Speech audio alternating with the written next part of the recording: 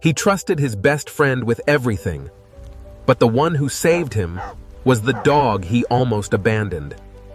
He called him his best friend, but it was all a lie. In the end, the only loyal friend he had was his dog. Ethan gripped the frayed leash as he sprinted toward the town square, his lungs burning with every breath. Beside him, Max, the golden dog, kept perfect pace.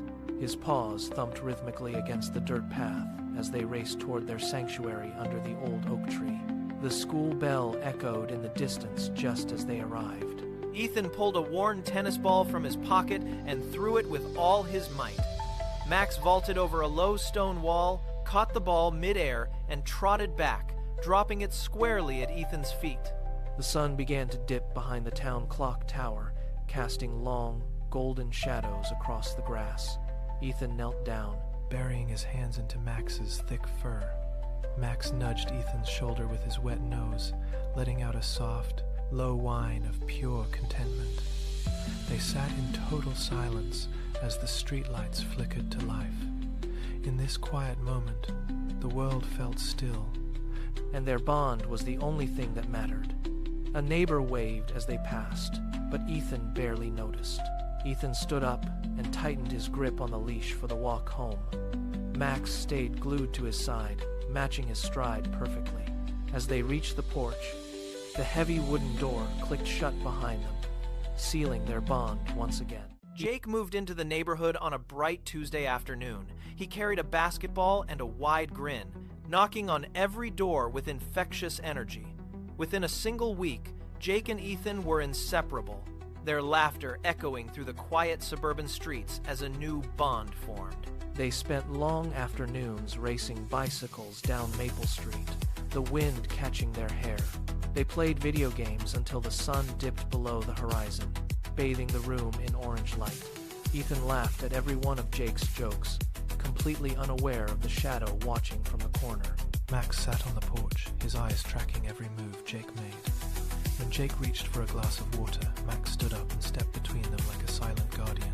When Jake tried to show Ethan a new game, Max barked sharply, circling the room with restless, heavy paws. One evening, Jake left his backpack on the floor. Max ignored his favorite toy, standing over the bag with a low, vibrating growl aimed at the zipper. Ethan tried to pull him away, shouting, "Max, stop it!" But the dog lunged back, teeth bared in a terrifying display of aggression. Jake stepped back into the shadows, his smile fading completely as he watched the dog refuse to look away from his belongings. Something was very wrong. Ethan gripped the leash tight as Max lunged toward the gate. Every time Jake stepped into the yard, the dog let out a low, guttural growl. Jake laughed it off, claiming it was just jealousy. Ethan shrugged, loosening his grip and dismissing the warning in his dog's eyes. Weeks passed. Ethan spent his afternoons at the park with Jake, leaving Max tied to the porch. The dog sat motionless, his ears twitching at the sound of distant laughter. He did not bark anymore. He simply watched Ethan's shirt shrink into the horizon, a silent observer of his owner's betrayal. One evening, Ethan returned home late. As he fumbled with his keys in the dark, Max stared at the shadows near the bushes. Suddenly, the dog lunged. Not at the door, but at a dark silhouette creeping from the garden. The illusion of friendship shattered as Jake pulled a blade. Ethan stood frozen, his keys clattering on the concrete. Max did not hesitate. He became a blur of fur and teeth, forcing the intruder to stumble back into the street. The man fled into the night. Ethan turned to Max, who stood panting in the driveway. The dog's eyes remained fixed on the empty space where a friend once stood, now revealed as a monster. The truth finally hit home. Jake adjusted his glasses, leaning against the doorframe with a practiced calm as he watched Ethan pack his bag. "See you at the arcade later," Jake said, his voice steady and betraying nothing. As the front door clicked shut, Jake stood perfectly still, counting exactly 10 seconds. He stepped into the heavy silence of the house and walked straight to the study. The desk drawer groaned as he pulled it open. There it was. The new gaming laptop gleamed, its silver casing catching the afternoon light from the window. Jake's fingers hovered over the cold metal for a heartbeat before he slid it into his backpack and zipped it shut. He turned to flee, but his heart stopped. Through the sliding glass door, Max stood motionless on the lawn. He held a smartphone up. The camera lens pointed directly at the study window like a weapon. Jake froze in the shadows. Max pressed a button and turned the screen, displaying a crystal-clear video of the theft. The trap was shut. Max didn't move, blocking the only exit at the gate.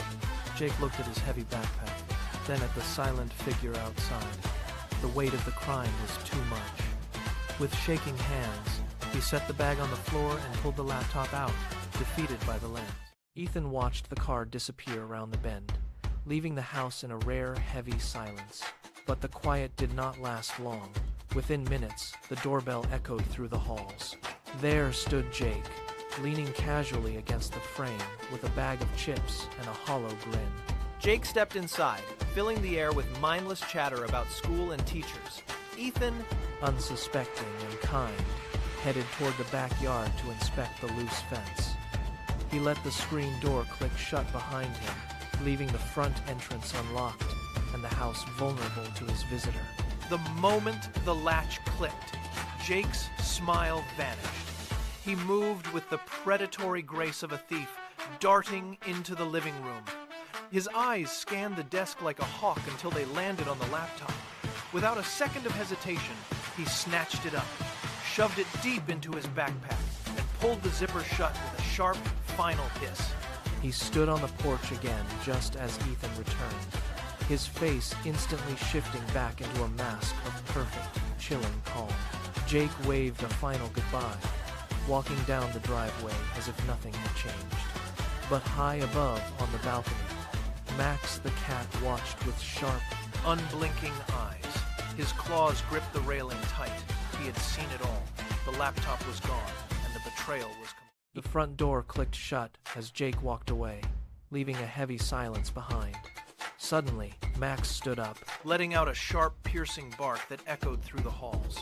His claws scraped frantically against the hardwood floor as he circled Ethan, his tail tucked low in a display of pure agitation. Max darted to the desk, nudging an empty space with his nose while letting out a low, mournful whine. Ethan frowned and stood up, his eyes scanning the polished surface. He stopped dead. The laptop was gone. It's gone, he shouted, his voice cracking as he sprinted toward the kitchen.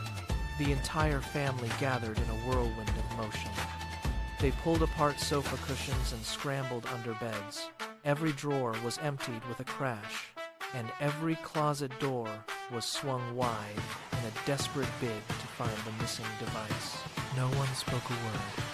The only sound was the heavy breathing of a family realizing their security had been shattered. They stood frozen in the center of the room. Max sat by the window, staring at the driveway with his ears pinned back. The house remained silent, except for the rhythmic, restless clicking of Max's nails on the